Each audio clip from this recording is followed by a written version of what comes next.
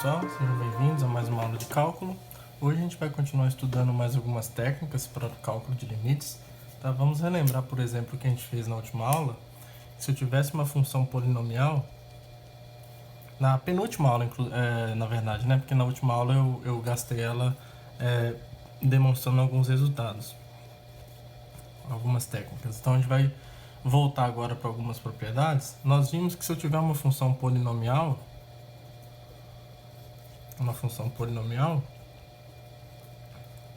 usando as propriedades de limites, a gente viu isso daqui, ó. Isso já foi demonstrado. Eu só vou enfatizar novamente o que nós já fizemos, tá? Nós vimos que quando f é uma função polinomial, então se o a pertence a R, que é um ponto no domínio dessa função, né, já que as funções polinomiais possuem como domínio todo o conjunto dos números reais, nós vimos que o limite, quando x vai para de f de x, é justamente o f de a, tá? A gente viu exatamente isso, porque só relembrando o que a gente fez, se a gente escrevendo esse polinômio dessa forma, escrevendo f de x como sendo a0 mais a1x até a n, x elevado a n, nós vimos que o limite de f de x,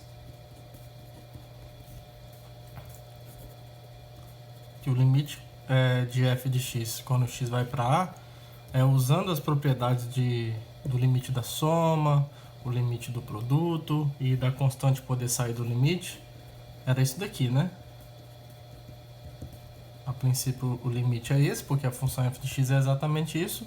Só que usando a propriedade que o limite da soma é a soma dos limites, que a constante pode sair do limite, e que o limite de x, quando x vai para a, é o próprio número a, e o limite de x elevado a n, quando x vai para a, é a elevado a n, nós vimos que usando todas aquelas propriedades, isso aqui era exatamente a0 mais a1a até a n vezes a elevado a n, que é justamente o f de a, certo? A gente fez isso em alguns exemplos, tá bom? Então essa propriedade aqui que as funções polinomiais possuem é o que nós chamamos de propriedade da substituição direta, tá bom? Quando a gente falar de funções contínuas, a gente vai voltar a falar de funções que satisfazem essa condição, em que calcular o limite é a mesma coisa que calcular a função no ponto, tá bom? Então essa propriedade aqui, ó, é chamada de propriedade da... Isso aqui fecha a demonstração, né? Propriedade da substituição direta, tá bom? Então a gente está vendo aqui que, por exemplo, as funções polinomiais possuem essa propriedade, tá? A gente consegue verificar também facilmente que as funções racionais também possuem essa propriedade, tá? A gente consegue mostrar, por exemplo, que se f é uma função racional, aqui a gente só precisa fazer uma hipótese a mais, e a pertencente a R pertence ao domínio de f,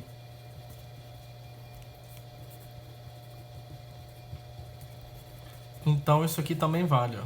Então o limite, quando x vai para a de f de x, também é f de a, se f for uma função racional onde o a está no domínio dela, tá? E a demonstração disso a gente usa o resultado anterior, tá?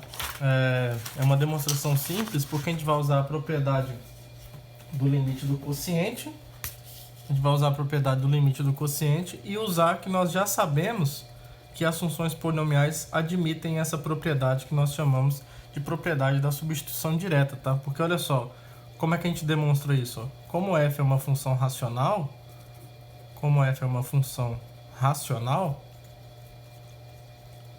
então podemos escrever f como sendo uma razão entre dois polinômios, tá? Então f de x é um p de x sobre um q de x, onde p e q são funções polinomiais, correto? Essa é a definição de funções racionais, tá? Para quem não lembra, dá uma olhadinha lá na playlist dos ingredientes básicos que eu falo lá sobre as funções racionais. Eu acho que é na aula contatos imediatos de enésimo grau que eu falo das funções polinomiais no geral e das funções racionais, tá? Bom, quando eu digo que A está no domínio de F, como A pertence vou escrever assim, ó, domínio de F, tá? Só para não precisar escrever por extenso domínio de F. O que nós estamos dizendo, então, na verdade, é que esse polinômio aqui embaixo, quando eu aplico em A, é diferente de zero, tá bom? Então eu posso aplicar F em A, que vai dar um número real bem definido, tá bom? Então dizer isso é dizer que esse número aqui é diferente de zero. Ora, pela proposição anterior, a gente sabe isso daqui, ó. Pela proposição anterior, uma vez que P e Q são funções polinomiais, a gente já sabe disso daqui, ó, que o limite quando x vai para A da função P de x é P de A, porque P é polinomial, e para o Q vale a mesma coisa. O limite quando x vai para A de Q de x é igual a Q de A, tá bom? É igual a Q de A. Só que, como isso aqui é diferente de zero, a gente pode usar aquela propriedade 4 daquelas propriedades de limites que eu enunciei na aula retrasada, tá? Então, nesse caso aqui, ó, observe quem vai ser o limite quando x vai para A de f de x. Vai ser o limite quando x vai para A desse quociente. E pela propriedade 4, como o limite de q de x quando x vai para A é diferente de zero, então isso aqui, o limite do quociente é o quociente dos limites, ou seja, x vai para A de p de x sobre o limite quando x vai para A de q de x. Aí isso daqui nós já vimos que é p de A aqui em cima, e aqui embaixo nós já vimos que é q de A, que é diferente de zero, e essa expressão aqui é justamente o f aplicado no ponto A. Tá? Então, de fato, isso aqui prova que as funções racionais também possuem a propriedade da substituição direta. Tá? E a gente pode fazer um exemplo aqui, ó. A gente pode calcular esse limite aqui, por exemplo. Ó. Calcule o limite quando x vai para 2, nessa função aqui, ó, x ao cubo menos 2x mais 1 sobre, sei lá, x ao quadrado mais 4, por exemplo. Tá? Então isso aqui é uma função racional.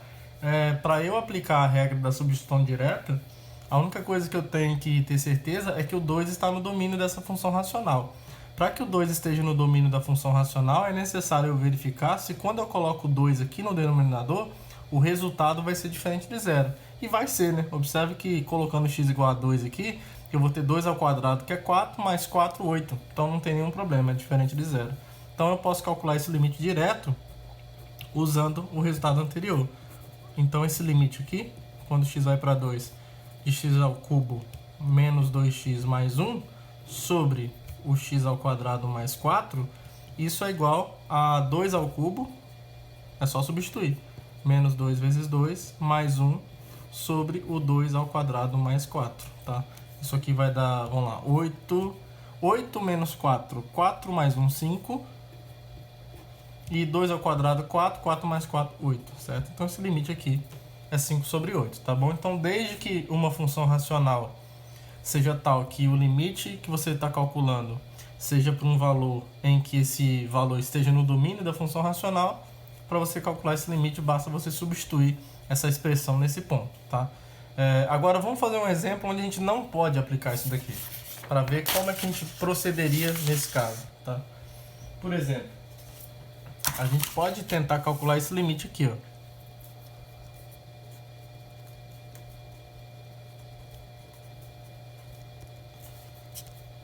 Calcule, se existir, né, o limite quando x tende a 1, é um limite clássico, um exemplo clássico esse, de x ao quadrado menos 1 sobre x menos 1. Tá? Então, ó, de fato, isso é uma função racional, né? É a divisão de dois polinômios, um de grau 2 e outro de grau 1. Só que aqui, diferente dos casos anteriores, o que a gente tem? Do caso anterior, né? Esse número 1 não está no domínio dessa função racional. Mas eu posso querer calcular esse limite aqui ainda assim mesmo, tá? Porque o domínio dessa função racional são todos os números reais, exceto o número 1. Então, apesar do número 1 não estar no domínio dessa função racional, eu posso muito bem tentar calcular esse limite, ver se ele converge para algum lugar, tá bom? Só que não vai dar para fazer isso substituindo, porque ao substituir direto aqui o 1, vai ficar tipo 0 em cima e 0 embaixo, tá? O 0 em cima não teria problema, o negócio é que esse 0 embaixo aqui atrapalha tudo, tá? Não dá para, esse 0 sobre 0 é uma expressão que não faz sentido a princípio. Então não dá para eu usar a regra da substituição direta aqui. Mas a gente pode tentar driblar esse problema dessa forma. Observe que para todo x diferente de 1, para todo x real diferente de 1,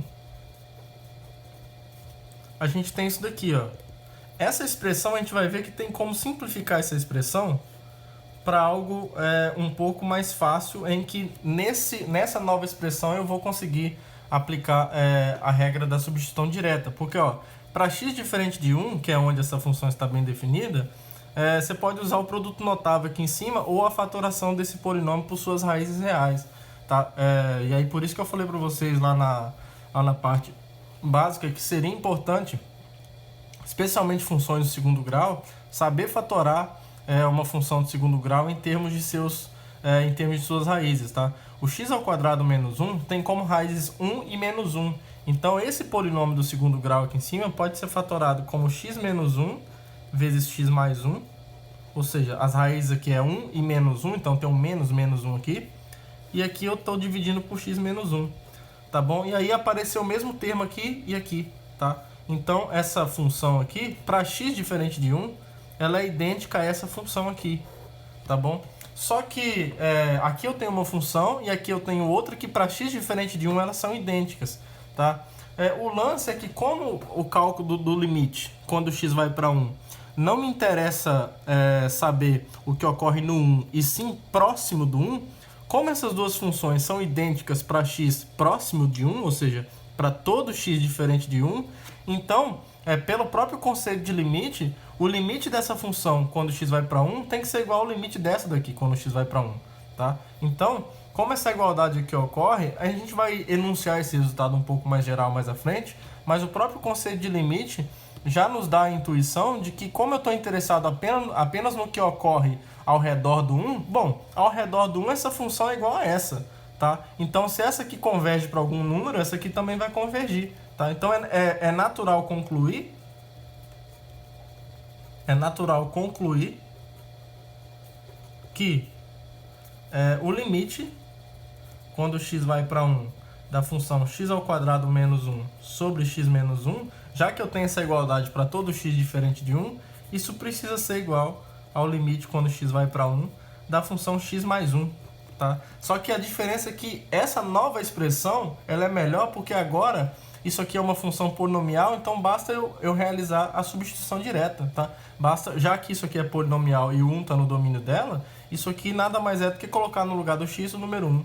Tá bom? Então isso aqui é 1 mais 1, que é o 2. Tá? Então o limite dessa função racional quando x vai para 1, mesmo que essa função não esteja definida no 1, eu consigo calcular o limite dela e esse limite é 2. Tá? E o resultado que está por trás dessa técnica que a gente usou e que vocês vão usar bastante é o que é dado nessa proposição aqui. Ó. Se eu tiver duas funções f e g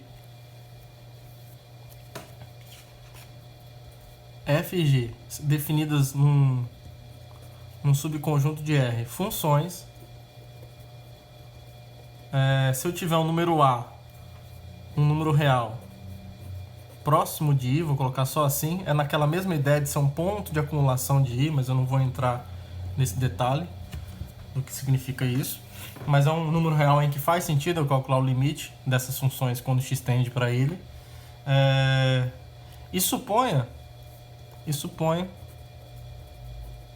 que f de x é igual a g de x para todo x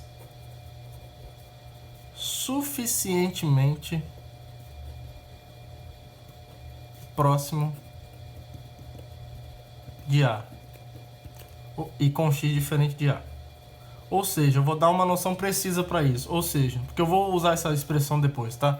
Quando eu digo que algo ocorre para todo x suficientemente próximo de A, eu estou dizendo o seguinte, ó, que existe um delta maior que zero tal que toda vez que o x pertence ao domínio da função i, tá?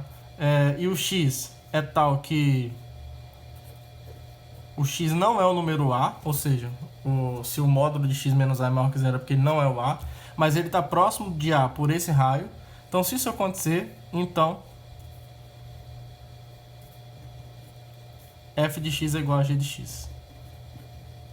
Tá bom? Isso daqui é a maneira formal de dizer que f de x é igual a g de x para todo x suficientemente próximo de a, mas com x diferente de a, tá? Então, só para fazer um desenho para vocês entenderem, a ideia é o seguinte, ó, que para o a aqui, eu não preciso que f de x seja igual a g de x para todo x, tá? Para muitos valores de x, aliás, para muitos eu preciso, mas não para uma quantidade ilimitada de valores de x. Já que eu estou interessado só no limite quando o x vai para a, eu estou interessado no que ocorre perto de a. Então, eu só preciso de uma distância mínima aqui, que eu estou chamando de delta, de um tamanho delta maior que zero, tal que nesse intervalinho aqui, exceto pelo valor a, que eu não me interessa o que acontece nele, eu estou interessado no que acontece perto dele, nesse intervalinho aqui, as funções f e as funções g, né? A função g são iguais, tá bom? Então, essa é a hipótese, tá? Eu tenho f de x igual a g de x para todo x suficientemente próximo de a, mas com x diferente de a. Então, essa proposição diz o seguinte, ó, se o limite da função g de x é igual a L, é igual a L, então não tem jeito. O limite quando x vai para a de f de x é igual a L, tá? Então foi essa proposição que a gente usou para resolver esse exemplo, tá bom? A f aqui é essa função racional, essa é a função f, e essa aqui é a função g, tá? O a é o 1, nesse caso aqui o a é igual ao 1. O 1 não está no domínio dessa função, mas está no domínio dessa, tá? E aqui, ó, a gente está observando que, de fato, essa função f é igual à função g para todo x diferente de 1, tá? Então, esse delta aqui, você pode tomar ele do tamanho que você quiser, na verdade, porque ele ocorre para todo mundo. F de x é igual a g de x para todo x diferente de 1. Então, o delta você pode tomar até grande aqui, não tem problema, tá? Entre aspas, você poderia tomar igual a infinito no sentido de que vale para todo mundo, exceto pelo 1, tá bom? Mas não vai nessa história de tomar delta igual a infinito, não. A ideia é que você pode tomar o delta como um número que você quiser nesse exemplo aqui, tá? Nesse exemplo aqui, tá bom? Porque essa hipótese ela é mais fraca do que pedir para todo x diferente de a, tá? Você não precisa disso. Você não precisa de pedir que f de x seja igual a g de x para todo x diferente de a. Se você tiver isso, melhor ainda, tá? Mas para provar essa proposição, a gente não precisa de uma hipótese tão restritiva e tão forte, tá? Basta que localmente, né, ao redor de a, essas duas funções sejam iguais. E a demonstração desse resultado é fácil, usando a definição precisa de limite, tá? Eu quero mostrar que esse limite aqui é L, sabendo que esse daqui é L. Então, eu vou pegar um epsilon maior que zero qualquer, certo? Então, a primeira coisa que eu vou usar é o seguinte, olha, como esse limite aqui é L, então, ó, existe um delta linha, vou chamar de delta 1, delta 1 maior que zero, tal que toda vez que o x pertence ao i e o zero é menor que o módulo de x menos a menor que delta 1, ou seja, se o x estiver próximo de a por um raio de delta 1, isso implica que a diferença de g de x com L é no máximo esse epsilon pequenininho tomado aí em cima, tá? Então a gente sabe disso. Agora eu vou usar a hipótese, tá? Eu vou chamar de delta 2 esse delta da hipótese.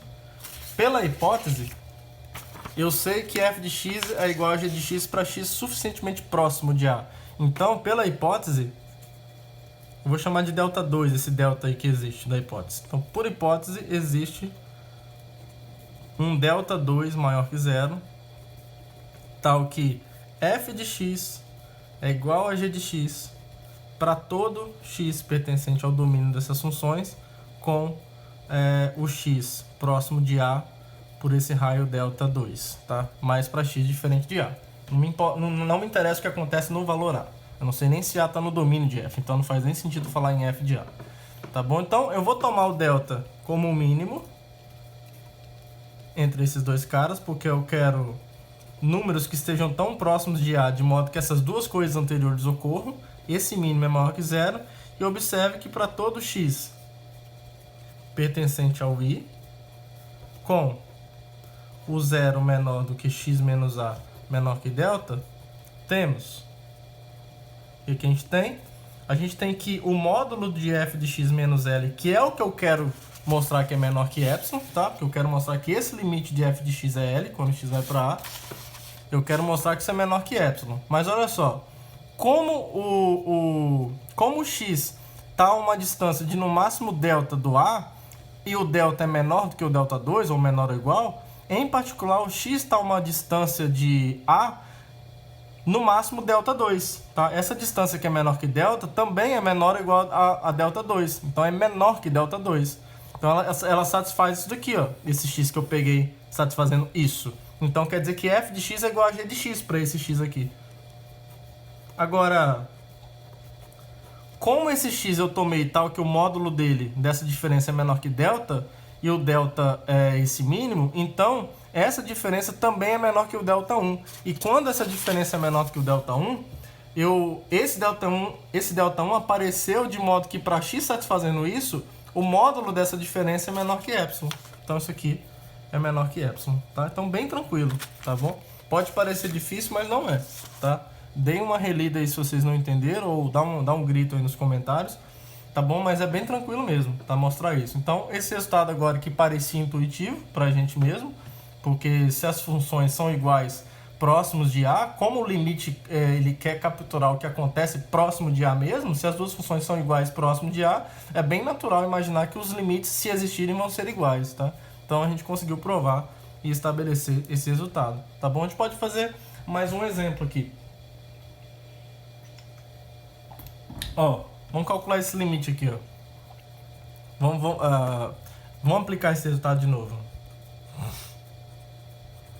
Vou pegar um exemplo do livro aqui, que ele tá até numa linguagem aqui que é para vocês começarem a se adaptarem com a estética de no futuro calcular a derivada pela definição. Então, ele está pedindo para você calcular o limite dessa função aqui, ó, a variável que é h. Então, é 3 mais h ao quadrado menos 9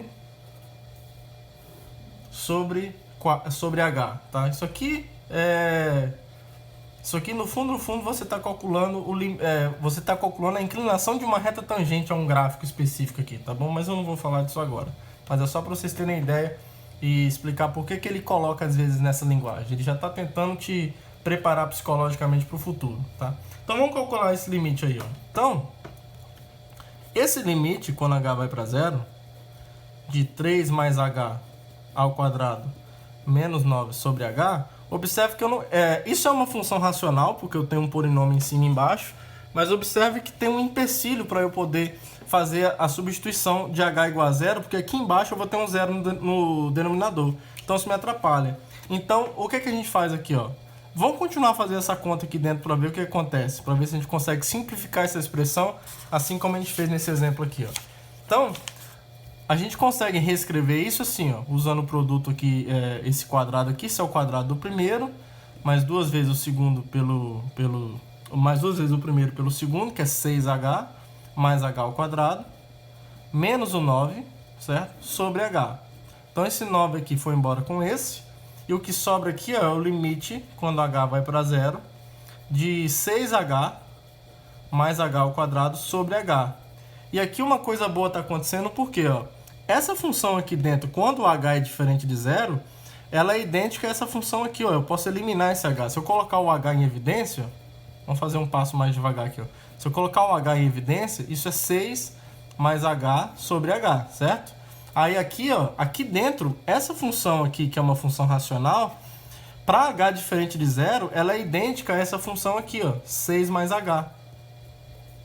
Só que a diferença é que aqui agora, observe que essa igualdade eu já estou usando a proposição anterior, tá? Porque essa função aqui dentro é igual a 6 mais h para todo h diferente de zero, mas não importa. Como eu quero o limite quando h vai para zero, os dois limites são iguais, pela proposição que a gente acabou de provar. A vantagem é que essa nova expressão aqui me permite substituir o h igual a zero, porque isso aqui agora é uma função polinomial na variável h. Então, usando a primeira proposição que a gente viu hoje, isso aqui basta eu substituir, é 6 mais 0, que é 6, tá bom? Então fica bem mais fácil e nós calcularmos limite de algumas funções racionais dessa forma. Beleza? Ótimo. Então, isso nos ajuda observe como que essa última proposição nos ajuda a tentar reaproveitar a técnica da regra da substituição para limites que a princípio eu não consigo substituir, tá? A princípio eu não consigo substituir, mas a gente pode tentar reescrever essa função em termos de uma outra que me permita fazer essa substituição, tá bom? O próximo exemplo que eu vou dar para vocês é um exemplo de uma função em que, para a gente calcular o limite, para ver se ele existe ou não, a gente precisa às vezes mostrar que os limites laterais são iguais, né? Que foi até a definição a primeira definição que eu dei para vocês, porque dependendo se a função ela é definida por partes, a gente vai ter que verificar se as aproximações tanto pela direita quanto pela esquerda resultam na convergência para o mesmo número, tá? Nós vimos que se convergir para o mesmo número, então o limite global bilateral existe. Agora, se um converge para um número e o outro converge para outro, então esse limite global não existe, tá bom? Então, a gente pode mostrar, por exemplo, a gente pode tentar calcular esse limite aqui, ó, da função módulo de x, tá? Quem é esse limite? Será que ele existe? Lembra que o módulo de x é definido assim, ó. Módulo de x, ele é definido como o próprio valor x, se o x é maior ou igual a zero, e menos x, se o x é menor que zero, tá? E aí observe que o módulo de x, a princípio, não é uma função polinomial.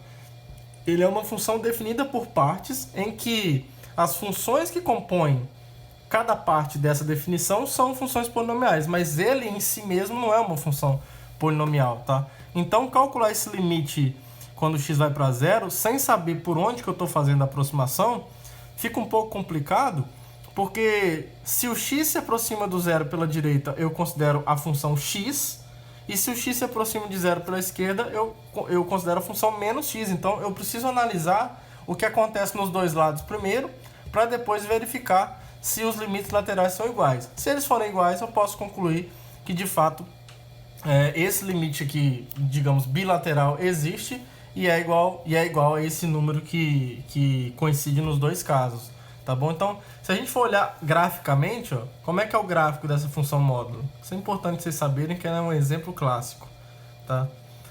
Para x maior ou igual a zero, é a função x, né? É a função preguiçosa. É a função que divide o primeiro quadrante no meio aqui, ó. Essa função, tá?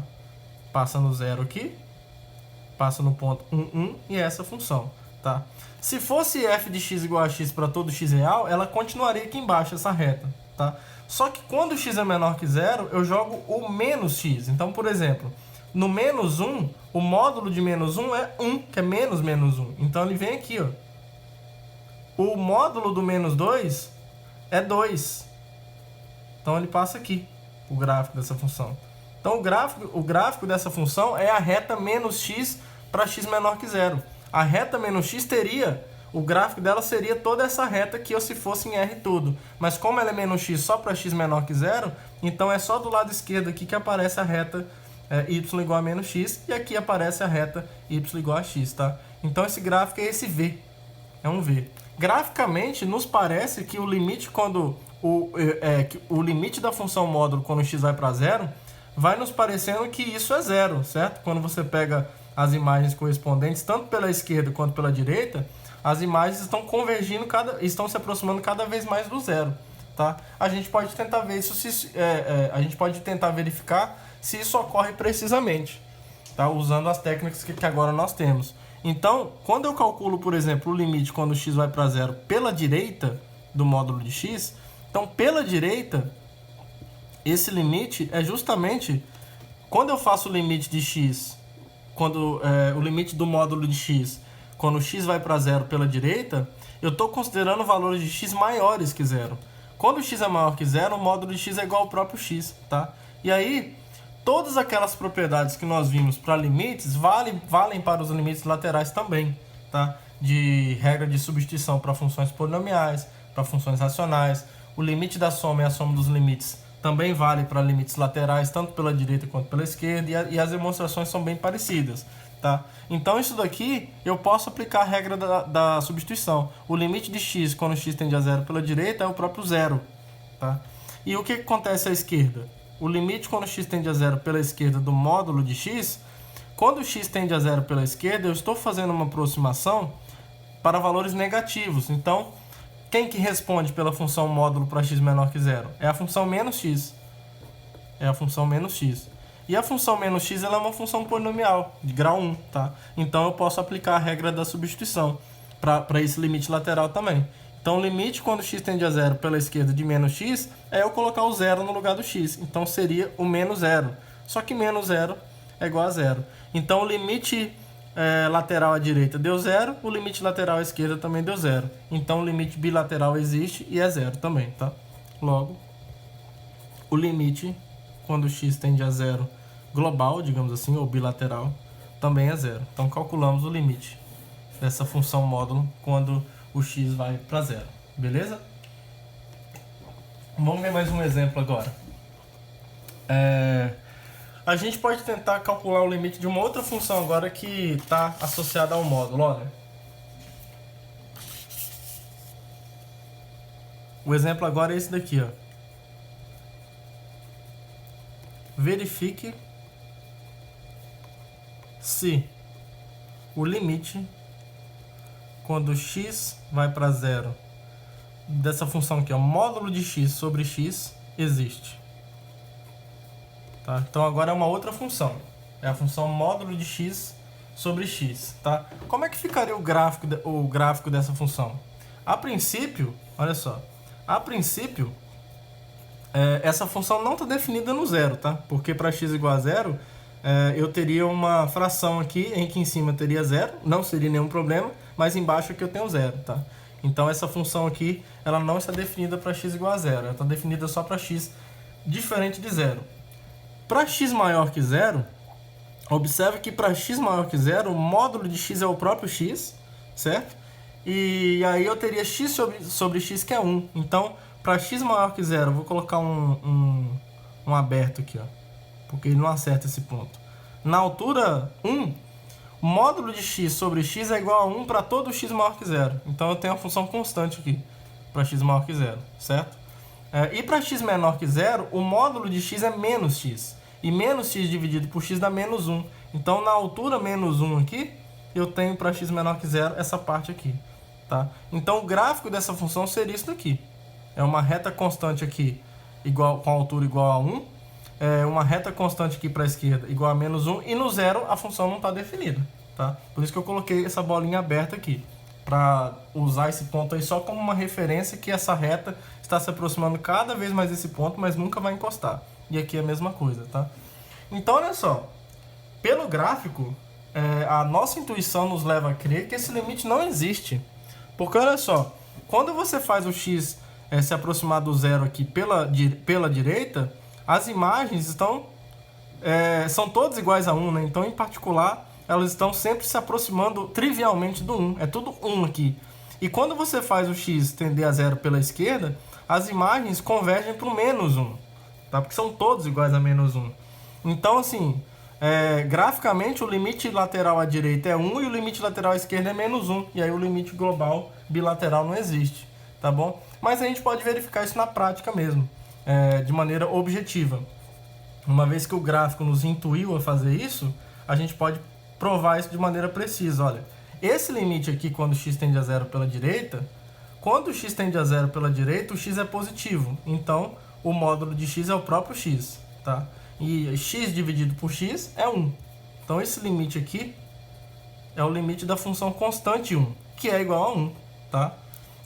Por outro lado, o limite quando x tende a zero pela esquerda de módulo de x sobre x, nesse caso aqui, o módulo de x é menos x, porque o x é negativo.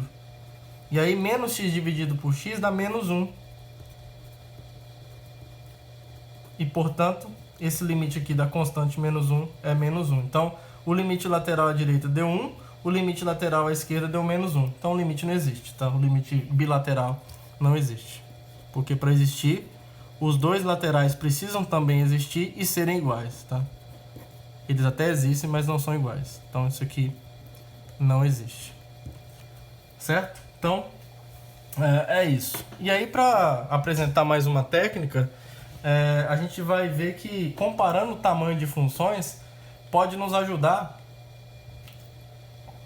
a calcular o limite de algumas funções em que ela seja composta por funções em que uma delas não possua limite. Eu vou dar um exemplo bonitinho depois. Mas a ideia é a seguinte, ó, eu vou provar dois resultados aqui.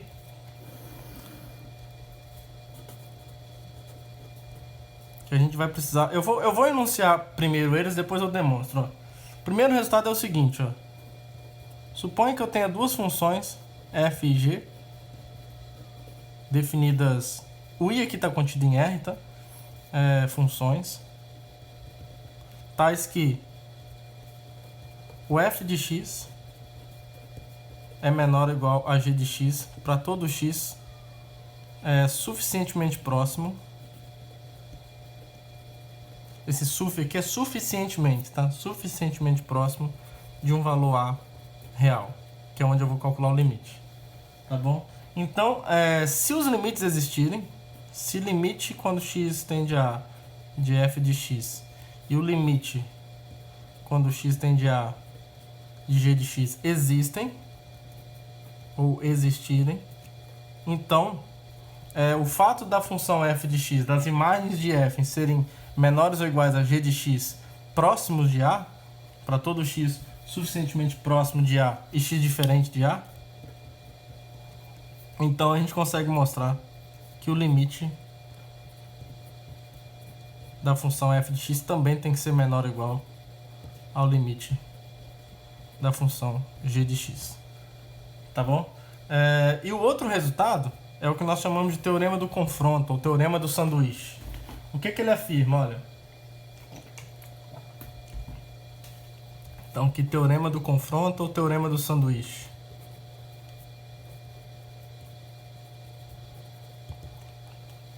Ele afirma o seguinte: se eu tiver três funções, f, g e h, funções de uma variável real, tá? Em que, onde f de x é menor ou igual a g de x, que é menor ou igual a h de x, para todo x diferente de a, suficientemente próximo de a. Se isso acontece, e mais, e se o limite quando x vai para a de f de x é igual ao limite quando x vai para a de h de x, se eles são iguais e eles são iguais ao número L, então essa função do meio aqui vai ser apertada também. E o limite quando x vai para a da função que está no meio tem que ser L também. Tá bom? Basicamente o que esse resultado está dizendo, em termos gráficos, é isso daqui, ó. Graficamente ele está dizendo isso daqui, ó. Uma explicação gráfica, digamos que um argumento gráfico de plausibilidade do teorema do confronto, por exemplo. Ele está dizendo o seguinte, ó. Se aqui eu tenho o valor A, e aqui eu tenho o L, que é para onde esses caras estão passando. Eu não sei se o A está no domínio dessa função, então vou deixar uma bolinha aberta aqui. Mas eu sei o seguinte, ó, que próximo, a função H pode vir assim, mas aqui próximo do H, desculpa, essa aqui é a função H. Próximo do A, as imagens aqui estão assim, essa aqui é a função H. Aí a função F tá vindo aqui atrás, pode acontecer o que quiser, mas aí aqui perto do A ela vai fazer assim, ó. Pode não passar ali, continua aqui, tá? Então essa aqui é a F. E a função G tá vindo aqui doidona, mas aqui pertinho do A ela é tal que as imagens de G estão sempre entre F e H, tá vendo? Aqui acontece o quê? Ela passa e vem aqui. Então, e aqui é a função G. Então esse resultado está dizendo o seguinte, olha, aqui para trás não importa o que acontece, mas nesse intervalo aqui, por exemplo, nesse intervalinho, observe que nessa faixa aqui, ó, nessa faixa, esquece o resto, tá? Esquece o resto. Nessa faixa aqui, A função f, desculpa, a função g, o gráfico de g está entre os gráficos de f e h, tá? Isso é expresso nessa desigualdade aqui, ó. O g de x é maior ou igual a f de x, mas é menor ou igual a h de x. Isso daqui é a expressão precisa para esse comportamento aqui, do gráfico de g estar encaixado entre as curvas dadas por h e f, tá bom? Então, o que esse resultado está dizendo é o seguinte, olha, se h, quando o x vai para a, converge para L aqui por cima, e o f converge aqui por baixo para o L, então a função g que está aqui no meio, ela vai ser espremida aqui, quando o x se aproxima de a, e não tem para onde correr. Quando o x se aproxima de a, esses valores vão ser espremidos até chegar tão próximo de L quanto você queira, tá bom? Então é isso, por isso que esse teorema também é chamado teorema do sanduíche. É como se o g aqui fosse o queijo e o f e h forem as fatias, ou a carne, né?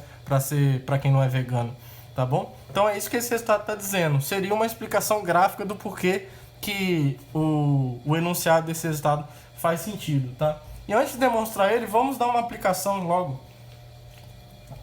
Por exemplo, para mostrar isso daqui, ó. Para calcular esse limite aqui, ó. Calcule o limite quando x vai para zero da função x ao quadrado vezes seno de 1 sobre x, que é um exemplo clássico que aparece no livro do Stewart também. Tá? Olha só, observe que primeiro, ó, não dá para calcular o limite acima assim, ó. Não dá para calcular o limite acima fazendo isso aqui, ó. O limite quando x vai para zero de x ao quadrado vezes o seno de 1 sobre x, isso é um produto de duas funções, né? Uma primeira tentativa ingênua seria calcular o limite de x ao quadrado, que é zero, vezes o limite dessa função seno de 1 sobre x, tá? Isso aqui, beleza. Esse limite aqui existe, é igual a zero.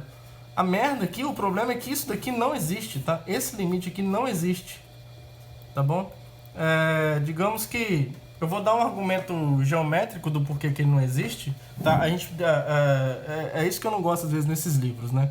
Eles usam argumentos de coisas que eles não falaram ainda, tá? O argumento correto para verificar que esse limite não existe é usando sequências, tá? Mas a gente não viu sequências ainda. Mas a ideia é a seguinte, ó.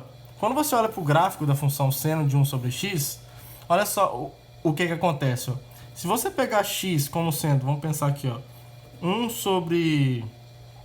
Eu quero que o seno dê 1, então são múltiplos de π sobre 2, por exemplo. 1 sobre k π sobre 2. Tá, vou pegar x igual a k vezes π sobre 2, xk como 1 sobre k π sobre 2, e k aqui um número natural qualquer. Tá? Toda vez que eu calcular essa função aqui, ó, deixa eu chamar g de x aqui, g de x como seno de 1 sobre x. Ó. Observe o seguinte, g de xk é quem? É o seno do inverso desse número aqui, que é o seno, então, é o inverso, é 1 sobre kπ sobre 2, que é kπ sobre 2. E lembra que os múltiplos de π sobre 2, todos eles têm seno igual a 1, tá bom? Então, olha só o que está acontecendo, ó. Esses números aqui, 1 sobre kπ sobre 2, à medida que o k é muito grande, que tá 1, tá? Então, por exemplo, no k igual a 1, eu tenho 2 sobre π, que é alguma coisa que está antes do 1 aqui, que 2 certo, né? 1 igual a 2 sobre π, é 2 dividido por 3,14 aproximadamente, isso é menor que 1. Então, se o 1 tiver aqui, eu tenho um camaradinho aqui que tem imagem 1, tá? Aí, quando eu pego k igual a 2, eu tenho 1 sobre π, que é menor ainda, tá? Então, eu tenho aqui um x1, aí eu vou ter aqui um x2, que tem imagem 1 também. Aí, com k igual a 3, 1 sobre 3, que é 2 sobre 3π, eu vou ter um cara aqui menor ainda, mais próximo do zero, que tem imagem 1 também. E observa que essa sequência de números, eu tenho uma sequência de infinitos números que estão cada vez mais próximo de zero, porque o k aqui, ele tá no denominador, então se eu faço ele muito grande, esse cara aqui vai se aproximando cada vez mais de zero, só que todos eles têm imagem 1, todos eles têm imagem 1. Então essa curva está fazendo um monte de curvas aqui, ó. E se eu pegar essa sequência aqui, ó, yk igual a 1 sobre kπ agora, em vez de π sobre 2, o g de y sobre k, para todo k aí natural, é quem? É o seno de kπ. Só que o seno de um múltiplo de π é zero, tá? É zero. Então eu tenho outros números aqui que estão se aproximando cada vez mais do zero, em que a imagem são todos iguais a zero. Então o gráfico dessa função é uma coisa maluca que fica assim, ó. E tem os caras do menos 1 aqui também. Ele é uma coisa maluca que fica assim, ó. Ele curva aqui, curva aqui, curva aqui. E ele tem infinitas curvas aqui, ó. Quanto mais o x você vai dando um zoom próximo do zero, essas curvas continuam infinitamente, tá? Então quando o x converge para zero, isso não se aproxima de nada. Isso fica oscilando entre menos 1 em 1, menos 1 em 1, menos 1 em 1, tá bom? Uma das explicações é isso aqui que eu estou falando para vocês, tá? Como para x cada vez mais próximo de zero, eu sempre consigo números que se aproximam de 1 e outros que se aproximam de menos 1, não tem um número fixo para os quais as imagens estejam convergindo para ele, tá bom? Então isso aqui é uma ideia geométrica que esse limite aqui, ó, quando x vai para zero, de seno de 1 sobre x, esse limite não existe. Tá? Porque essas coisas não convergem para lugar nenhum, tá bom? Mas isso não implica que eu não possa estudar isso daqui, ó. Pode ser que isso aqui exista ainda, não tem problema. Mas como é que eu vou abordar esse problema? A gente pode tentar calcular esse limite usando esses dois resultados aqui, essa proposição e o teorema do confronto, tá? Como é que a gente poderia fazer isso? A gente poderia fazer assim, ó. Usando... Eu vou para outra folha que vai ser melhor. Usando os resultados anteriores, observe o seguinte, ó. Temos o seguinte. Seja lá qual for o x, temos que... Tira esse Q daqui, ó. Temos para todo x diferente de zero, e não tem problema, porque como eu quero calcular o limite quando x vai para zero. Então no zero eu não preciso saber o que acontece. Não está nem no domínio, né, dessa função. Então temos para todo x diferente de zero isso daqui, ó. O seno de 1 sobre x. O seno de qualquer coisa sempre está entre 1 e menos 1, certo? Seno de qualquer coisa sempre está entre menos 1 e 1. Agora, como eu quero calcular o limite da função x ao quadrado vezes seno de 1 sobre x, eu vou multiplicar essas desigualdades todas por x ao quadrado e verificar se nos extremos eu consigo calcular o limite das funções que aparecem nos extremos, tá? A vantagem de multiplicar por x ao quadrado é que toda vez que você vai multiplicar uma desigualdade por um número, você tem que verificar se esse número é maior ou igual a zero ou menor que zero, porque, por exemplo, se for menor do que zero, a desigualdade altera, certo? O menor vira maior e vice-versa. Mas olha só, como o x ao quadrado é maior ou igual a zero para todo x real, em particular para todo x diferente de zero, então se eu multiplicar essa desigualdade aqui, ou seja, todos os termos dessa desigualdade por x ao quadrado, as desigualdades são mantidas. Então, aqui o x ao quadrado vezes menos 1 é menos x ao quadrado. Isso daqui multiplicado por x ao quadrado é a função, né, que eu quero calcular o limite. E aqui, x ao quadrado vezes 1 é o próprio x ao quadrado, certo? Isso aqui acontece para todo x real, x diferente de zero, tá bom? Então, olha só. Eu sei, a gente já sabe, ó, observe que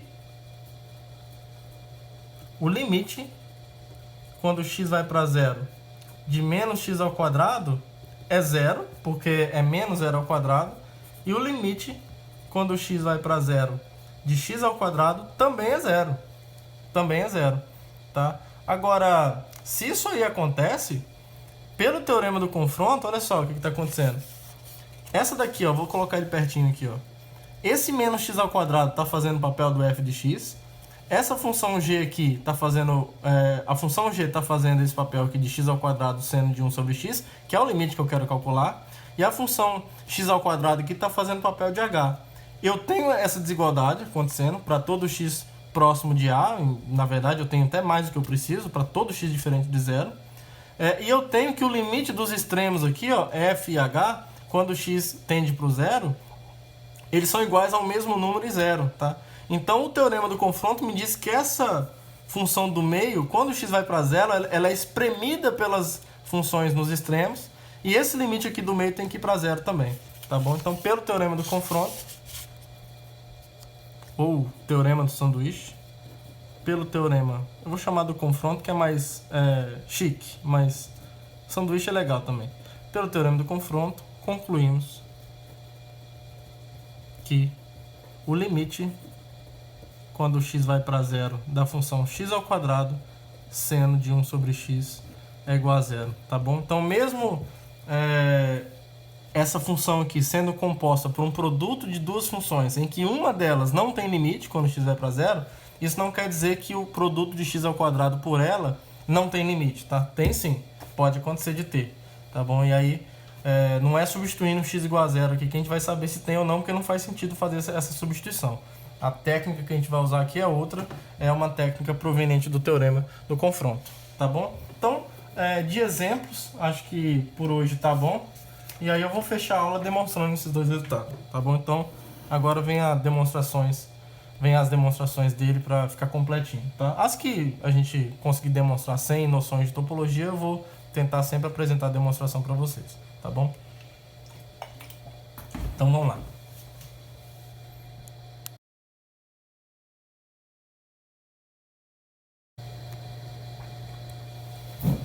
Então, primeiro a proposição. Demonstração da proposição. Só para não escrever de novo o enunciado está aqui, ó. É essa proposição aqui. Se quiser dar um pause aí, ler de novo o enunciado. E aí a gente vai provar ela. Então tá. A gente vai fazer o seguinte, ó. Eu quero mostrar que eu vou chame o limite quando x vai para A de f de x igual a L, e o limite quando x vai para A de g de x de M, tá? Então devemos mostrar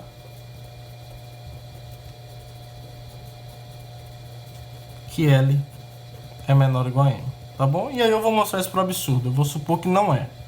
Então suponha, por absurdo, que L seja estritamente maior do que o M, tá? A gente vai conseguir provar, a gente vai conseguir obter uma contradição com isso, tá bom? Então, o que a gente vai fazer? Ó? Bom, eu vou chamar aqui uma função, defina h de I em R, dada pela diferença entre f e g. H de x eu vou definir como sendo f de x menos g de x, tá bom? Então, nós já sabemos que o limite da diferença é a diferença dos limites. Então, o limite de h de x quando x vai para A é o limite de f de x menos o limite de g. Então, isso aqui é igual a L menos M, certo? Isso aqui é igual a L menos M. E eu estou supondo que esse número é maior que zero, certo? Então, eu estou supondo que esse número aqui é maior que zero, já que eu assumi que o L é maior que o M, tá? Então, vamos continuar. Então, eu vou escolher um epsilon aqui bem bonitinho. Então, tome um epsilon maior que zero, tal que o epsilon seja maior que zero e menor do que o L menos M, tá? Pode pegar o epsilon como L menos M sobre 2, por exemplo. Basta tomar um epsilon nesse intervalo aberto. Ele existe porque eu estou supondo que o L menos M é maior que zero. Então, entre 0 e o L menos M tem alguém. Pega o L menos M dividido por 2. E aí, sabendo que esse limite aqui é L menos M, eu vou aplicar a definição precisa de limite nisso, ó. Então, como o limite quando x vai para A de h de x é L menos M, então, em particular, existe um x0. Peraí. Então, existe um delta 1 maior que 0, tal que toda vez que o x pertence a I e o 0 é menor do que x menos A menor que delta1, isso implica que o h de x menos esse número aqui que é o limite L menos M, isso aqui é menor do que epsilon, certo? Por outro lado, pela hipótese, agora eu tenho que usar a hipótese, né? Eu sei que f de x... vamos ver aqui. Isso. Eu sei que f de x é menor ou igual a g de x para todo x suficientemente próximo de A. Então, lembra que isso significa, formalizando essa noção, isso nos diz o seguinte, por hipótese, existe um delta2 maior que zero, tal que toda vez que o x pertence a I e o zero é menor que x menos A, que é menor que delta2, isso implica que o f de x é menor ou igual a g de x, tá? Então, tome delta como sendo o mínimo entre delta1 e delta2, né? Isso aqui é bem comum, que eu quero um número que satisfaça essas duas coisas ao mesmo tempo. Tome delta igual a isso daqui, esse mínimo, tá? Que é maior que zero, e tome um x0 no domínio I, tal que o x0 satisfaz isso. Só preciso de um carinha satisfazendo isso. E tem, né? Tem vários. Aqui que a gente usa... aqui que está embutida a noção do A ser um ponto de acumulação do domínio, tá bom? Existe esse cara aqui. Então vou tomar o x0 pertencente a I tal que isso aí acontece. Tá bom? Nesse caso, então, acontece duas coisas. Então ele satisfaz isso. Então a gente tem isso daqui, ó. Isso aqui acontecendo e isso daqui acontecendo. Porque se x0 menos A é menor que delta, ele satisfaz essa condição aqui e essa condição aqui. Então a gente tem isso daqui, ó. Por um lado, a gente tem que f de x0 é menor ou igual a g de x0. E por outro lado,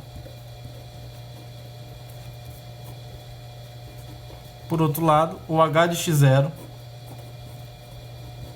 menos L menos M é menor do que epsilon. É menor do que epsilon, certo? Agora, observe o seguinte. Assim, o que vai acontecer? Ó? O L menos M, vamos lá, é uma técnica. L menos M menos H de X, com certeza, X0, com certeza é menor ou igual,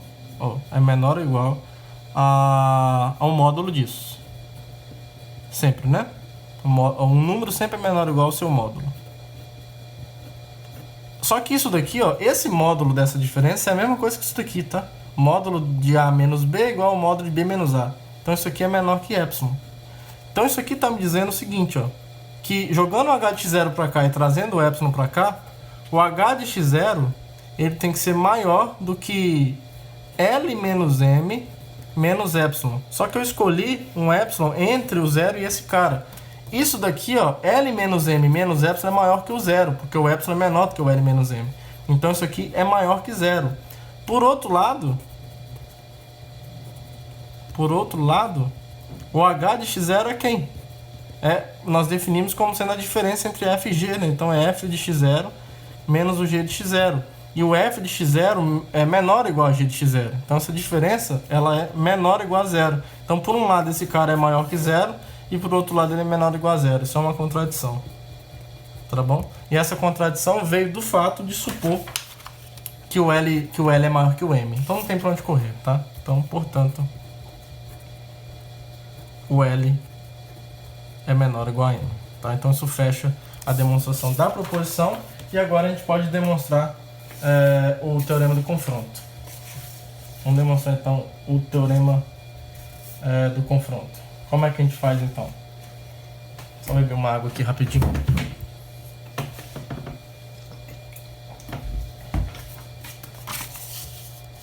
Demonstração do teorema do confronto.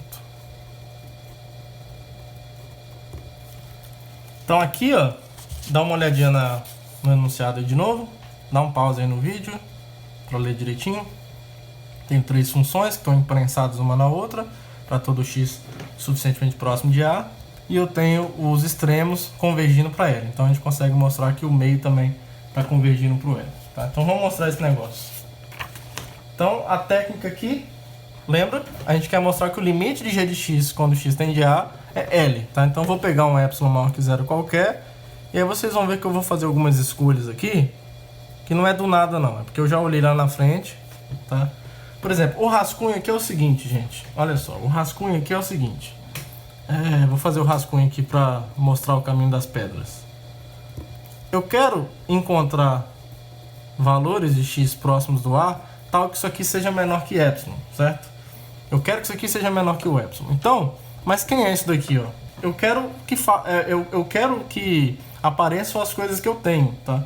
Então, eu espertamente vou colocar aqui um g de x menos f de x mais f de x menos L, tá?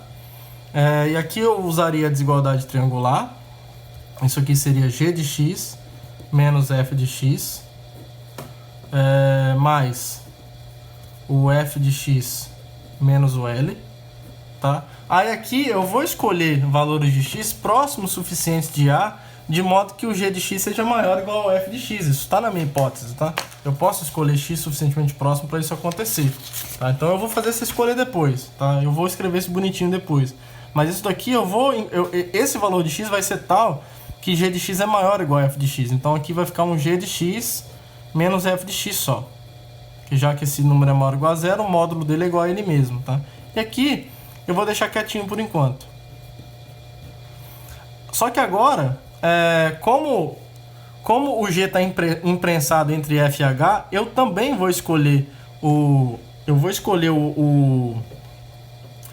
um intervalo adequado para os valores de x, de modo que o g de x seja menor ou igual ao h de x, tá?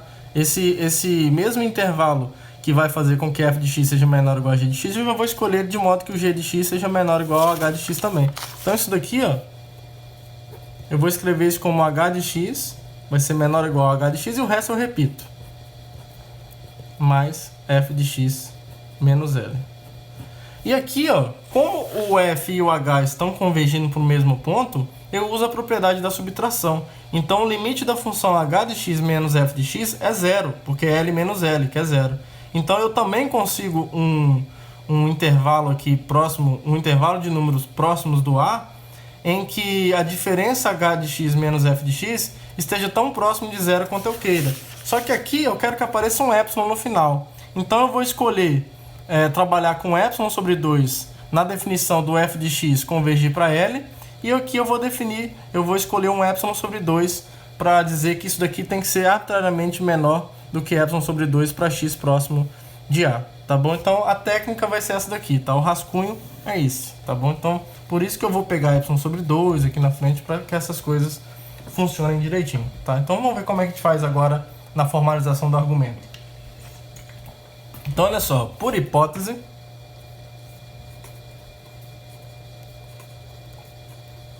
existe um Δ1 maior que zero, tal que isso aqui acontece, ó, tal que x pertencer a i, e isso aqui aconteceu, e o x estiver próximo suficiente do A para x diferente de A, isso implica nessa cadeia de desigualdades. F de x é menor ou igual a g de x, que é menor ou igual a h de x, certo? A gente tem isso. Também temos que o limite de f de x quando x vai para A é L, né? Então, também como o limite quando x vai para A de f de x é L, então eu vou trabalhar no epsilon sobre 2 maior que zero. Então existe um Δ2 maior que zero, tal que toda vez que o x pertence ao i e o zero é menor do que x menos a, que é menor que Δ2, isso implica que o módulo de f de x menos L é no máximo estritamente menor que epsilon sobre 2. Então tenho também essa informação, tá? E agora de novo vou usar outra coisa, como o limite quando x vai para A de h de x menos f de x é igual a L menos L, eu estou usando a propriedade da subtração aqui, que é zero, então, e o epsilon sobre 2 é menor que zero, então existe um Δ3 maior que zero, tal que o x pertencer ao i e o 0 ser menor do que o x menos a e o x está próximo do a por um raio delta 3, isso tem que implicar que o módulo dessa função h de x menos f de x, como o limite é 0, aqui vai ficar um menos 0, né? Então não precisa, tá? O limite aqui é o 0, então fica menos 0 aqui, não precisa. Isso aqui é menor, espertamente eu vou escolher aqui trabalhar em cima do epsilon sobre 2 e eu expliquei para vocês por que eu estou fazendo essa escolha, tá? E aí eu vou tomar, ó, então já que eu preciso encontrar o delta, lembra? Eu preciso mostrar que o limite de g de x, quando x vai para a, é L. Então eu tenho que encontrar um delta, tal que para todo x próximo de a por esse raio delta, o g de x menos L é menor que epsilon, tá? Em módulo. Então esse delta que eu vou escolher é um delta que vai fazer tudo isso daqui ser verdade. Então eu vou tomar o mínimo entre o delta 1, o delta 2 e o delta 3. Porque fazendo assim, logo, para todo x pertencente a i com 0 menor que x menos a menor que delta, é só repetir essa conta que a gente fez ali em cima. Temos, o que a gente vai ter? Ó, módulo do g de x menos L é igual a o módulo do g de x menos o f de x mais o f de x menos L. É só colar o que você fez ali em cima. Colado que você fez pode na prova, não tem problema. Aí pela desigualdade triangular, isso aqui é menor ou igual a o módulo de g de x menos f de x mais f de x menos L em módulo. Aí isso aqui é igual, como o g de x, aqui ó, como o x está nesse intervalo pequenininho, onde isso aqui acontece, ó, então o g de x é maior ou igual a f de x, então o módulo dessa diferença é igual à própria diferença, porque g de x menos f de x é maior ou igual a zero aqui. Então aqui é g de x menos f de x, e aqui eu repito o f de x menos L, tá? Aí agora, como eu estou trabalhando com um x próximo o suficiente para que o x esteja próximo de a pelo raio delta 1, porque o delta é menor ou igual a todos esses caras, então acontece isso aqui também, ó, o g de x é menor ou igual a h de x. Então, aqui isso aqui, ó, o g de x é menor ou igual a h de x e o resto eu repito. Menos f de x mais módulo de f de x menos L, certo? Agora, como o f de x é menor ou igual a h de x, então o h de x menos f de x é igual ao módulo dele. Então isso aqui é o módulo de h de x menos o f de x mais o módulo de f de x menos L, certo? Agora, como o x está próximo de a suficientemente para que isso aqui aconteça, então essa diferença aqui em módulo tem tamanho menor do que epsilon sobre 2, e f de x menos L também, o x é suficiente para que isso aqui aconteça, ele está próximo de a suficientemente para que isso aconteça, o f de x menos L em módulo também é menor do que o epsilon sobre 2, e aí epsilon sobre 2 mais epsilon sobre 2 é igual a epsilon, né? Então bem bonitinho, tá bom? Isso fecha a demonstração do teorema do confronto, tá? Mas como eu já falei para vocês, o mais importante é vocês saberem aplicar ele, tá? Eu estou demonstrando aqui para a aula ficar o mais completa possível. Vão ter outros resultados na frente que eu não vou demonstrar aqui, porque aí já vai exigir conhecimentos de topologia e coisas dessa forma, mas aquilo que depender só da definição básica, a definição formal de limite, a definição que nós demos, aquilo que depender só disso, eu vou tentar trazer a demonstração mais para o final, mas sempre enfatizando que, por enquanto, o mais importante é vocês saberem aplicar esses resultados, tá? Então, eu acho que aqui é a seção... Deixa eu ver aqui, ó. É a seção 2.3 do livro do Sturck, tá? Tem vários exercícios aqui na seção para vocês poderem tentar aprender a aplicar essa técnica do teorema do confronto, tá bom? Que espreme uma função no meio das outras para que você consiga calcular o limite da do meio. É uma outra técnica que foge um pouco da substituição direta. Então façam esses exercícios, é importante que vocês ganhem uma intimidade com essas coisas, para que vocês batam o olho e saibam qual técnica usar, tá bom? Isso é só fazendo bastante exercício, beleza, pessoal? Então, até a próxima aula e um abraço para todo mundo. Tchau, tchau. Now the world don't move to the beat of just one drum. What might be right for you may not be right for some.